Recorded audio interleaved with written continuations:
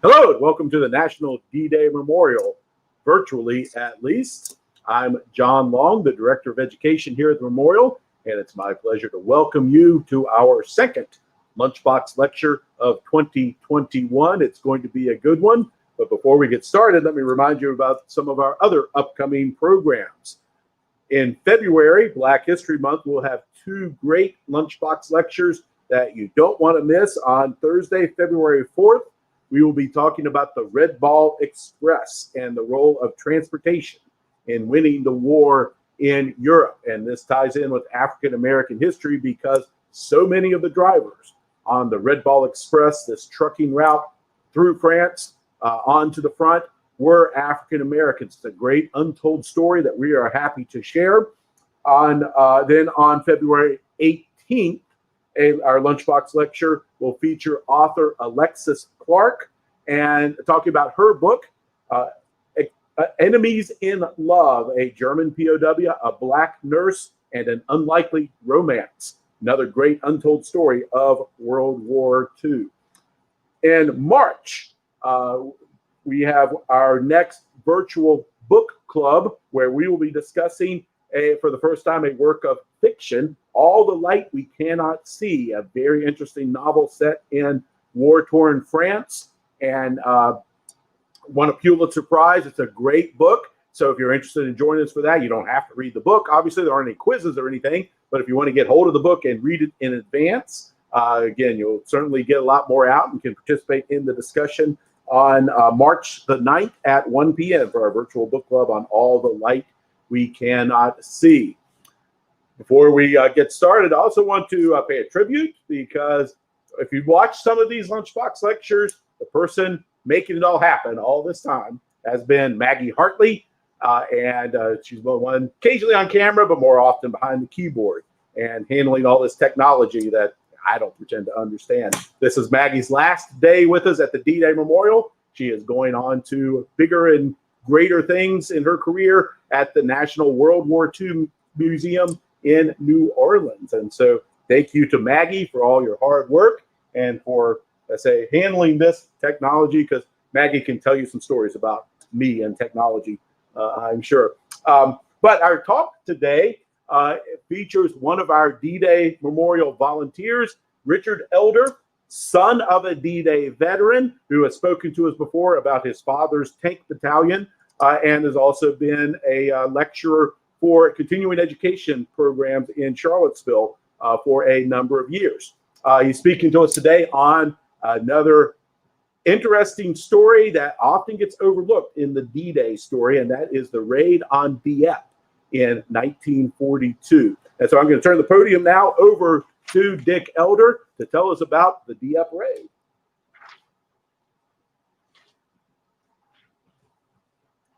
John, thank you for the introduction. And before we get started, I want to especially thank the D-Day Memorial for the opportunity to be here today to talk to you about Dieppe as part of their Lunchbox lecture series. And so a little new technology for me here today. So if I disappear, it's my fault. It's nobody else's fault. But I think we'll be okay. So John mentioned that the Dieppe Raid is not as well discussed or known, perhaps. And there's another raid actually that preceded that called the Saint-Nazaire Raid. So today I want to talk about both of those because they did have an important role in what turned out to be the planning for D-Day. And so I'm going to take the next few minutes to sort of set up where things were in like 1942 when these started ideas about these, and then look at the thinking behind why they did them, and then we'll look at what the learning was, and we'll close on that. So Dieppe, a success or a disaster? It's been reported both ways. There's things written about it, and hopefully in the next 35 minutes or so, you can reach your own conclusion. But when the Dieppe Raid first was known, it was there was a lot of excitement in Canada. It was the first time Canadian soldiers were getting into the war, and so early reports probably about the beginning of the raid was that Canadians are leading a great commando raid, and the initial reports were good. But just several hours later, things turned very dark. And now there's more books written about the Dieppe as a disaster. In fact, it was here the biggest catastrophe of the Canadian military in World War II. And just to put a footnote on that, one of the reasons that is looked that way for them is more men or soldiers were killed on the Dieppe Raid than there were in Europe the rest of the war. So you can understand why the Canadians feel this way. And you may be aware of this, Winston Churchill, Prime Minister, not very long, new Prime Minister. This is what he had to say about the Dieppe Raid. The people who planned it should be shot. So he's not expressing a lot of support for that, but we'll come back to his thoughts in another minute. And I apologize for this slide. I'm going to read it to you.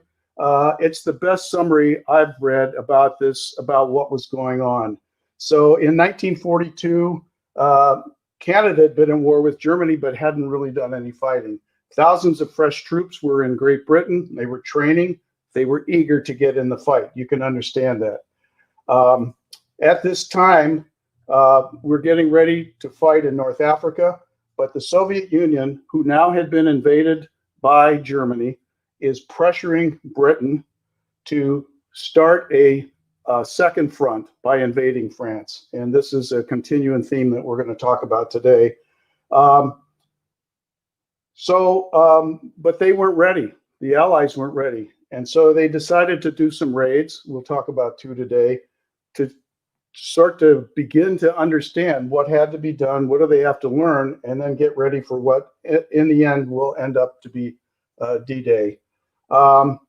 So after the war, Churchill wrote his memoirs, and I think he gave us another insight into his thoughts about Dieppe. After the Canadian authorities and the chiefs of staff had given their approval, I personally went through the plans with the Admiral Mountbatten and the Naval Force Commander. So he knew about the plans, but I guess he didn't really want to volunteer to be shot. So briefly, how the war breaks out, and then after Dunkirk, that's where we're going to really start to look at this. The forces between the countries that were involved, the choices they had to make, and then planning and preparation for D-Day. So we know 1939, September, officially war started. Germany invaded Poland. France and Britain declared war. Things started happening pretty fast after that. After invading Norway, Germany then went into the lowlands, Netherlands, and then Belgium. And you can see here the British Expeditionary Force is being pushed pretty rapidly toward Dunkirk. The Germans had thought about this, and this was all part of their plan, the Schlieffen Plan that they executed in World War I. But if you see down in the corner on the lower right, a green line that traces France's border with Germany. That's the Maginot Line, which was created after World War I so that Germany could never invade France again. And son of a gun, they figured it out how to do it. So just kind of an interesting footnote there. So the British Expeditionary Force, we know, incredible evacuation, over 350,000 men, an ad hoc, to say the least, logistic plan, but it worked. And then Churchill really rallied his people that Britain is going to be defiant, and that sort of sets the stage for where we go forward. And now the English Channel really takes a lead role in what we're going to talk about, because you had the Germans occupied France, and they were thinking about invading Great Britain. And then you had the British thinking about invading France. So the English Channel becomes a major player in this, and to figure out what happened. Hitler's next move, he's now facing Britain across the English Channels. He could bomb Britain, destroy the Royal Air Force, and invade across the English Channel. They actually thought about it, and they developed a plan. Or they could stick with the original plan, which was always attack France first and then attack Russia. That goes all the way back to pre-World War I. It's the Schlieffen Plan. So the Battle of Britain starts. We're not going to get into a lot of detail there, but Germany, Goering promised Hitler that he could force Britain to surrender just by bombing them. And so they got off to a good start, and a lot of destruction. Civilians were now part of the casualties of a war that's going on. And the Germans had a plan, Operation Sea Lion. They were going to invade Russia. So they were going to try to figure out how to get across the English Channel. And you can see here that they were going to leave from ports in France, and they were going to land at ports in Britain. And then you see some vectors where they hoped they would go after that. So they really gave it a try in terms of a plan. And they started to struggle with the first things the Allies were going to have to do. How do you get soldiers across the English Channel and ready to fight? And even more so, how do you get like an armored vehicle or a tank? And these are early days. They were trying to figure it out. The Allies were going to have to try to do the same thing. But in the end, Sea Lion was postponed. Hitler still was hoping Britain would ask for an armistice, probably unrealistically so at this point. Goering's promise to destroy Britain didn't happen, and the Luftwaffe didn't destroy the Royal Air Force. And in fact, the RAF actually maintained air superiority over this time period. If the Germans crossed the English Channel, they're going to have to deal with the British Navy, and that was not an easy thing to consider. They thought maybe the British morale would go down, and that didn't happen, I think, thanks a lot to Winston Churchill. Their only other invasion over water was Norway earlier in the war, and that was very different. They just went on troop ships, and they landed in the harbors in Norway, and they got off, and there really wasn't that much fighting. So this was a much more complicated thing. The German game plan was always to attack Russia anyway, in the back of their minds, and they said, okay, we're not going to attack Britain. The English Channel, we're not ready to cross it yet. And so off they went to Russia. And we know about that incredible number of troops and equipment marching over thousands of miles from Germany into Russia to get to their targets eventually, which were Leningrad, Moscow, and then much later, Stalingrad. And there is an irony here. During the late 20s and the early 30s, Germans and the Russians worked together. They had mutual assistance treaties to help each other build up their military. And now all of a sudden, Hitler invades Russia. So you can imagine that Hitler and Stalin had some interesting things to talk about. And I just love this phrase up here. It fits perfectly. The enemy of my enemy is now my friend. And that they were both at war with Germany. So how could they work together? They signed a mutual assistance pact at this point, which was quite general, but not very specific. And then Pearl Harbor came. So up until this point, the United States wasn't in the war. We were involved through Lend-Lease, but we really weren't even building up our military in anticipation of war. And so again, the United States is clearly a player here, but not ready to go to war in a big way. And very quickly, we know after Pearl Harbor, we declared war on Japan. Germany and Italy, because they were in an axis with Japan, declared war on us. We declared war on them. So within, let's say, 36 hours, we were a non-combatant nation, and suddenly we're in a worldwide war. Shortly thereafter, late December, early January 42, the American-British leaders got together and to start planning on where do we go from here. And they made some important decisions. One was that there would be a combined chiefs of staff, so British and American would work together as one force, not two separate nations at war with Germany. And that was a really important decision that they made. Germany first. They were going to, whenever that was, they were going to attack Germany first rather than Japan.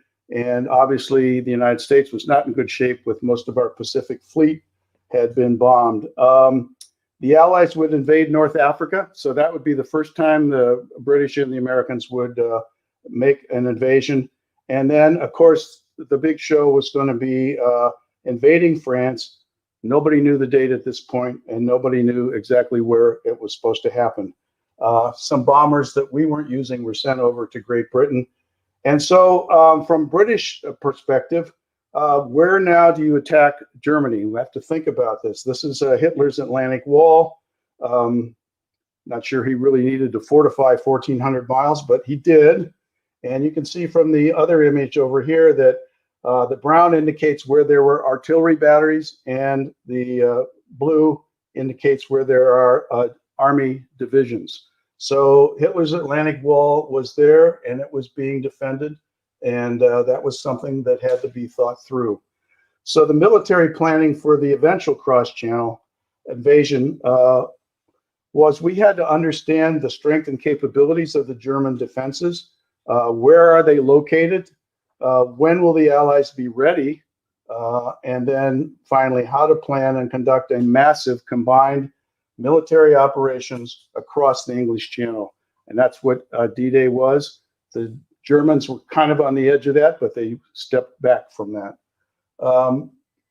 So maybe you might not have heard about the Saint-Nazaire raid, but it was the first time that the planners said, well, let's try something and see what we can learn from this. But they also had a very specific military objective. So Saint-Nazaire is on the Atlantic coast of France, and it had one of the largest dry docks in the world.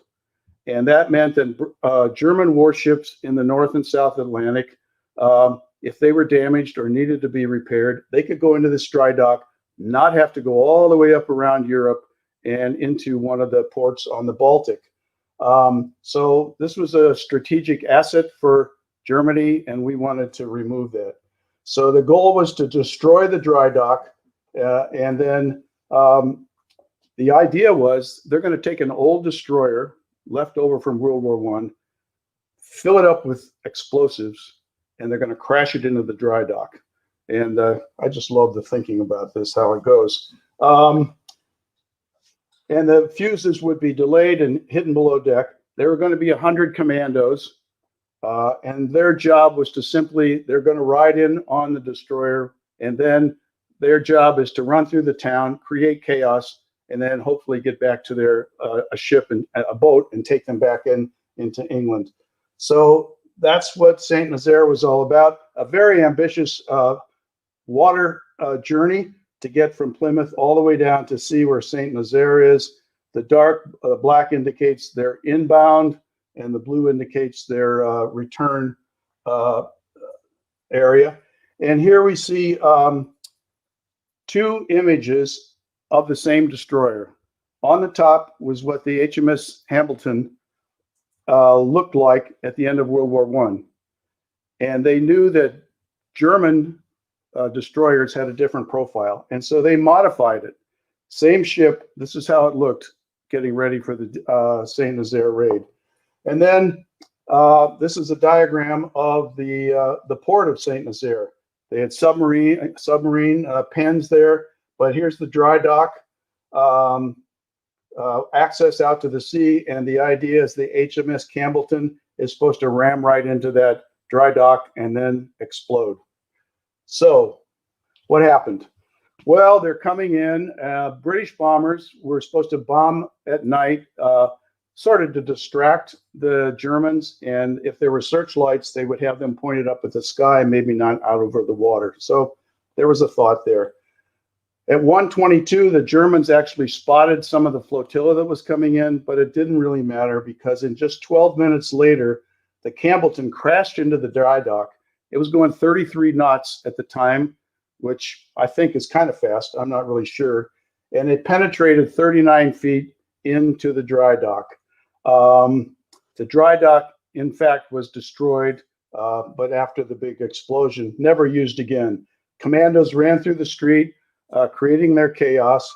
And then at 4:40, just 3 hours after they went through the dock, into the dry dock, the explosion, all the high explosives that were in the below deck in the destroyer blew up, and there were probably German soldiers that were on the destroyer at that point.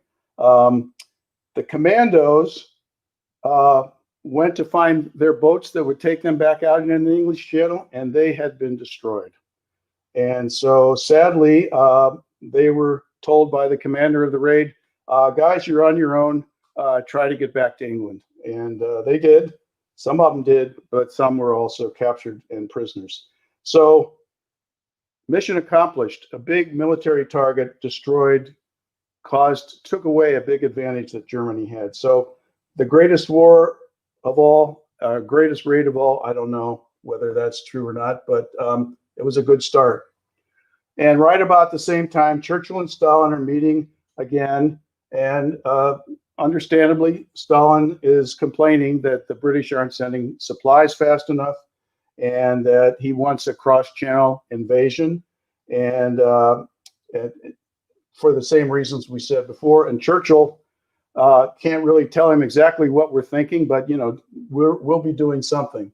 And so another raid, Dieppe, was dreamed up. And here you can see where it is from Portsmouth over to Dieppe. And then you can also see that ultimately the D-Day beaches were in this area.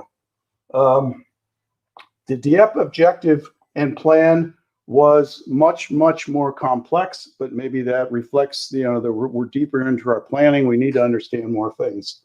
So we're going to attack a port. And again, thinking for D-Day, if D-Day is successful, how do we resupply the troops? And everybody assumed you would attack a port, and then the supplies would go back and forth over the English Channel. Much larger scale, 5,000 Canadians, 1,000 British commandos. There were actually 50 U.S. Rangers, which is, I'll talk about in a minute. 230 ships, hundreds of aircraft, 58 tanks, so kind of ambitious. And the military jargon was, this was a reconnaissance in depth. So it's a raid, it's not an invasion. You go in, you accomplish what you were supposed to, and then you get out and go back to Britain, hopefully. Capture and look for intelligence. There's a big headquarters in downtown Dieppe, and you could capture German soldiers who might know something or steal some documents. And so there's a number of things they could do. A little hard to see, but this is an aerial view coming into Dieppe, and Dieppe's right in the middle, the image on the left, and you can see the cliffs that are there. And then in the image over here on the right, you can see that there are relatively short and steep beaches. So if you're going to go into Dieppe, this is what you have to deal with. Now, this shows you what the military objectives were. So this is flipped over. We're now coming in. Here's Dieppe. You can see field battery, coastal battery, heavy battery, airport. They wanted to get up there to destroy it. Field battery, and then there's a radar station. So in addition to getting into Dieppe, seeing what you can find, they had different military targets. And it actually broke down into, depending on how you count, 5 or 6 different landing positions, each with their own objective. And so now I'm going to go through beach by beach quickly. Yellow Beach, up here on the far right, their objective was to destroy a coastal battery. And on their way in, they ran into some German patrol boats. Not a surprise. This happened in Saint-Nazaire as well. Surprise was diminished. A number of their ships were damaged. And then the troops arriving on shore were repelled by well-prepared German defenses. And so that's the first of the beaches. Orange Beach, the opposite end, is one of the ones that went well. British commandos and U.S. Rangers destroyed the coastal batteries. It went smoothly. They actually destroyed 650 millimeter guns. And then when they withdrew, 7:30 in the morning, they've only been on land maybe 4 hours, 4.5 hours. They got in their boats and they went back out into the English Channel. So why are the Rangers there? Once Pearl Harbor and once we were in the war, we sent some troops, Army troops, to Britain to train with the commandos, to turn them in what would eventually become Rangers. 50 were chosen to be part of the Dieppe Raid. They were in their boats at 2:30 a.m. Only 15 of the 50 got ashore. Sadly, 3 were killed, 3 taken prisoner, and 5 were wounded. And just a couple footnotes here. Ranger Franklin Coons was the first U.S. soldier to fire a shot in anger in the war in Europe. And another one, sadly, was Edward Lewistott, and he was the first United States soldier to be killed in action in Europe. And these Rangers, once they got fully trained, had quite a pedigree because they were the ones who were given the job to attack Pointe du Hoc and to carry it. And we know that story. What happened at Red and White Beaches? They were going right into the middle of the town, and it was a complete disaster. There was supposed to be a smoke screen when they came in, and the smoke screen arrived late, so timing was off. So when the troops came in, they were completely exposed. They were again pinned down immediately.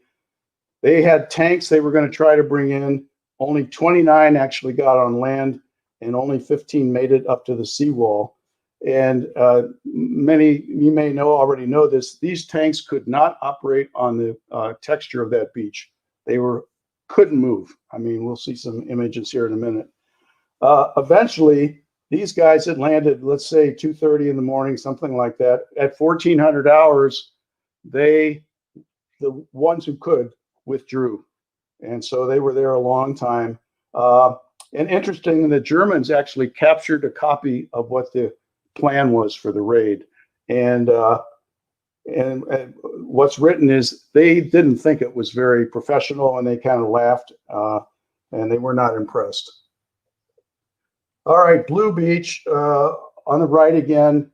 Objective machine gun and artillery batteries. They landed 20 minutes late. The planned smoke screen came on time.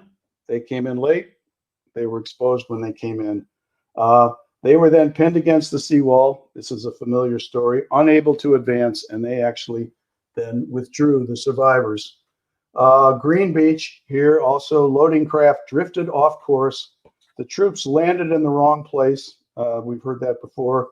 Forced to retreat in the face of overwhelming German firepower, eventually forced to withdraw. So one more place, there was a radar station up on the cliff facing English Channel. And there was a special team assigned to go there. They were the commandos, and they had in their group a radar specialist from the RAF. And their goal was to get inside this radar station and see what they could learn about how it worked and how it didn't work. And interestingly, the way it was set up, the commander of that raid was told that if you look like you're going to be captured, your job is to kill the radar expert so that the Germans can't get a hold of him and get information out of him. So sounds like pretty dramatic, but I'm sure that's what happened. So you can see from this image on the right, there was a planned landing site and they missed it. So it took them a long time to get up to the radar station. They never got inside, but they cut off all the electricity. So at least a temporary victory. These are just general images, the troops coming in. Here they are getting off, and they, no Higgins boats. No, I don't think anywhere in Europe at this point. They were still, somebody's dream. Here are the tanks down on the beach, and it's just sad. to see that they came all the way across the English Channel, and that's as far as they got. And some more destruction with men, casualties lying on the beach. And more about the tanks. Some tanks may have got to the shore, then the tide came in, and so again, sad. Here at the bottom, German officer inspecting one of the tanks, and you can see that the track has come completely off, and that's why they couldn't move. And then, sadly, a lot of the Canadians were made prisoners of war. So let's look at the casualties, and it's very lopsided, but we have to understand the Germans were in fortified positions, whether they were alerted early or not, but all of our men came in the open. And so that's one reason why the casualties, but the other was the raid was not successful from a military point of view. 3,600 British Canadian officers were either killed, wounded, or captured. That's the definition for casualties. 22 returned to England. 3 U.S. Army Rangers killed. We already talked about one. The tanks were captured for whatever they were worth. And interestingly, there was a pretty intense air battle that day. The RAF lost 100 planes, and the Germans lost 48. And it's one of the single deadliest days for air battle during, I guess this would still be called the Battle of Britain.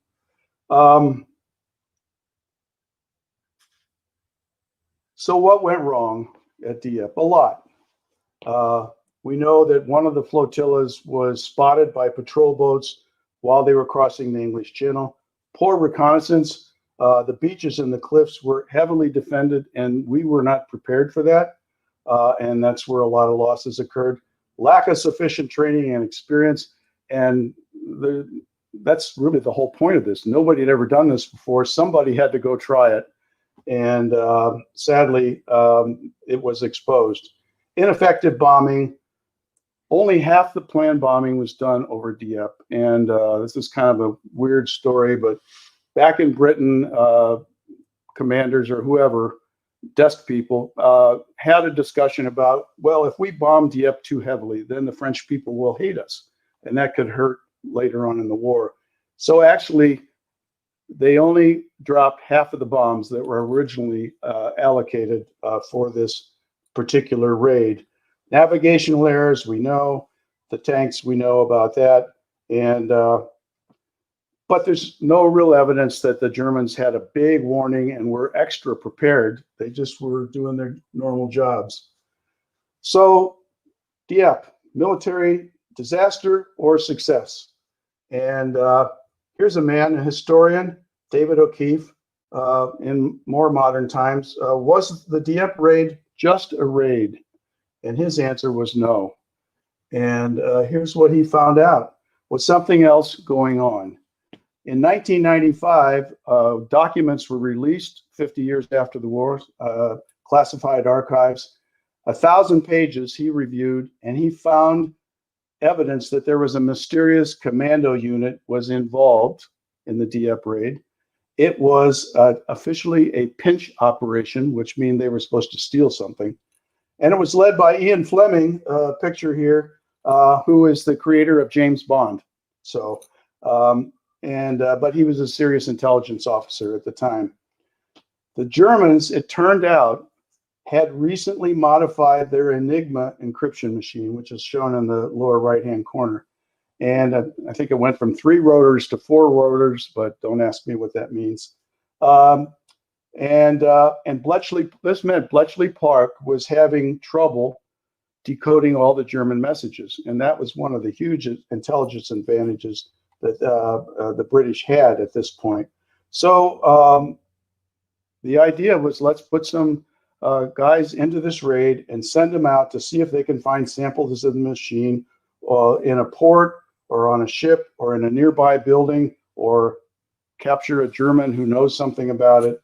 And that's what they were in there to do. I think we might, in today's language, we would say maybe this group was embedded with the overall force that went in on Dieppe. And officially, the Army said no modified machine was found, although I'm not so sure that that's necessarily, I don't think they tell us if they did. So the official recommendation and summary, this is from the book we saw at the beginning.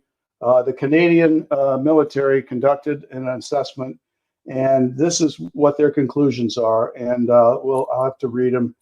The principal lesson from Dieppe Raid was that a direct attack on a defended port had little chance of success, and that landing forces must be put ashore on beaches at some distance from the port. That's a huge shift in thinking, because up till now it had all been ports. This policy was followed in the Mediterranean when we attacked down there, and then Italy and Sicily. And the necessity of prolonged maintenance over beaches caused the possibility of the construction of temporary harbors we now know as the mulberries. And this all grew out of this dilemma where they said, well, if we can't attack a port, it's not smart. How are we going to resupply the troops? And so that's where the mulberries came from. Great British innovation. Additional learning, we still weren't ready for the big show. More planning for the second major front. And when you think about all the training that went on at Slapton Sands in the 6 or 9 months right before D-Day, that's what was required. Battleships need to be offshore and providing heavy artillery, and that was true at D-Day. And they need much better intelligence. Obviously, the sand and the tanks was not something they wanted to repeat. What did the Germans learn? And this is, there's some irony here.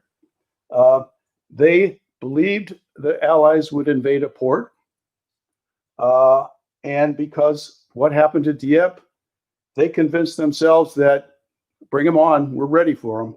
And therefore, that led to some trickle-down decisions where higher priorities were assigned to strengthening the port defenses, and lower priorities were assigned to the beaches, where we ultimately ended up landing.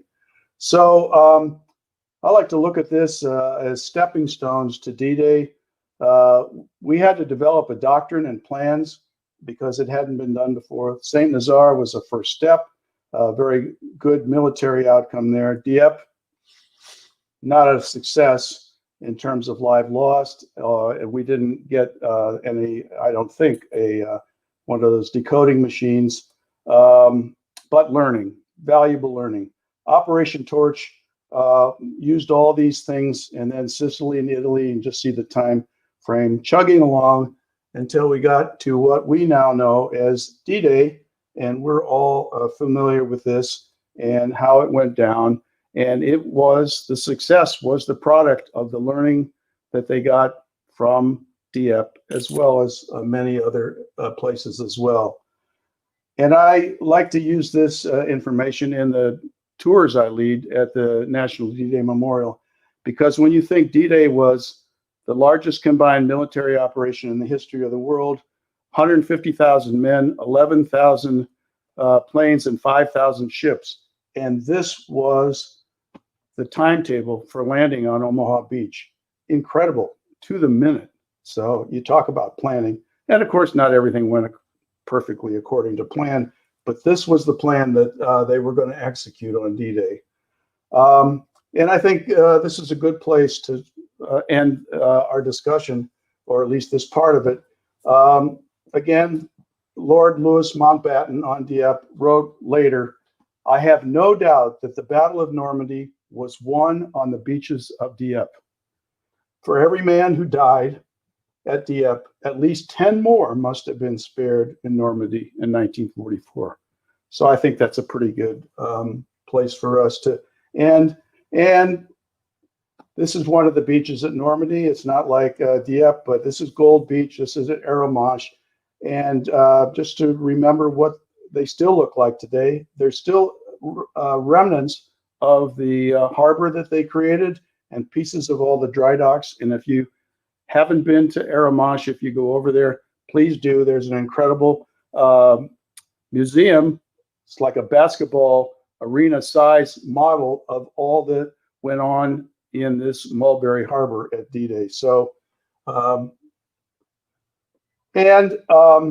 like we do here at the D-Day Memorial, we want to, for sure, honor the service and the sacrifice of what turned out to be mostly Canadians. And this is a picture of the cemetery that's near the town of Dieppe. And so with that, that's the Dieppe Raid, the role it played, and the learning that came from it. So thank you for your attention. And if there's time left, if there's any questions, we'll see. We do have some questions. First of all, I got a comment from Chris Kolakowski, another friend of the memorial who's done some Lunchbox lectures for us as well. And Chris noted first that Lucian Truscott was one of the American observers at Dieppe. And he, of course, went on to a pretty impressive career in the war. Okay. But then he asked the question, who was in command of the Canadian 2nd Division? I don't have a name, to be honest with you. I mean, I think it was Roberts, but Chris, you can check us on that. yeah, sorry about that. John Roberts sticks in my head. And then Gregory had another comment and asked for your comments on this. He said that the Admiralty refused to provide naval gunfire support, said to have responded it was mad to put a British warship within range of shore batteries. So your comment on that? I do remember that, but that's not the way I presented it here. But yeah, I do remember that. Yeah, thanks for that. And then Jean or Jean one said, I was able to see Aramanch in the museum with my World War II veteran father. It was quite an honor. Absolutely. Good. Yeah, thanks for that. Another question. You mentioned the reconnaissance failures at Dieppe. Now, later in D-Day, we were able to make great use of the French resistance in gathering reconnaissance. Was there any of that for Dieppe, or was it too early? Was there not a French resistance much active yet? From what I've read, I have not heard of that. And again, this was 1942, so it's a good question, though. I just don't know. So, and I believe that is all the questions that we have now. So I'll step back up and change places. And again, thank you, Dick. Fascinating talk. A lot of history there to Dieppe. And again, it kind of gets overshadowed. We don't like to talk about things on the Allied side that it didn't always go so well. And as a result, tends to be forgotten here in the United States. In Canada, Dieppe is very important. And so you will find a lot of remembrances of Dieppe among the Canadians for understandable reasons. But thank you for the reminder, Dick, for the great bit of history. And we want to thank you for joining us for our Lunchbox lecture. Look for 2 in February on to mark Black History Month. And then check our webpage early and often for other upcoming events. And we look forward to having you join us again. So thank you and good afternoon.